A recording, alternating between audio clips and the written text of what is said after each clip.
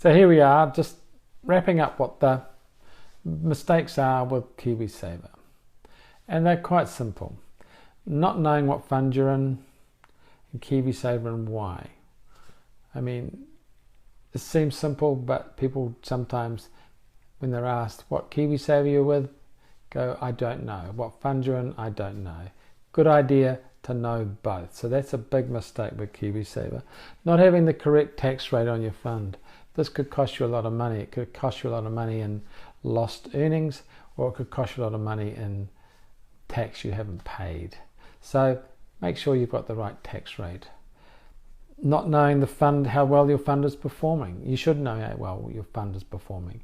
And your fund manager should be telling you as often as possible. I mean, at least once a month you'd expect that your fund manager would give it to you in an email or some sort of, I don't know, even a text message maybe. But you should know how well your fund's performing, so that, and know it regularly, so you don't get surprises when all of a sudden you discover your fund's been losing money for the last 6 months, and the first time you find out is when you get your annual statement, and it's hidden somewhere in a 20-page document.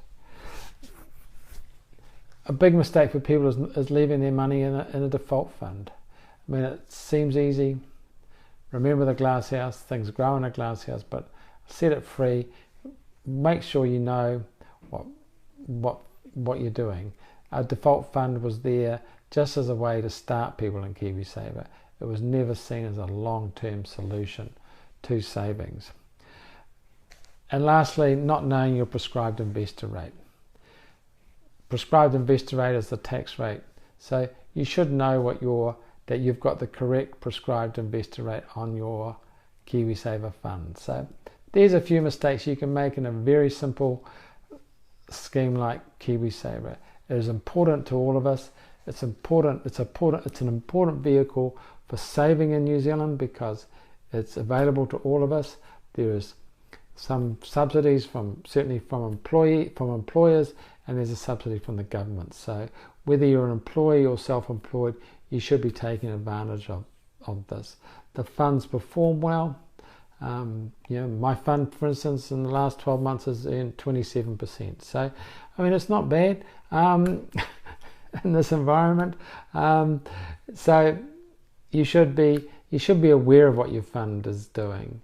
And making sure it's doing well against all the others. So, thank you. There's my tips or my takeouts on KiwiSaver, and enjoy a coffee.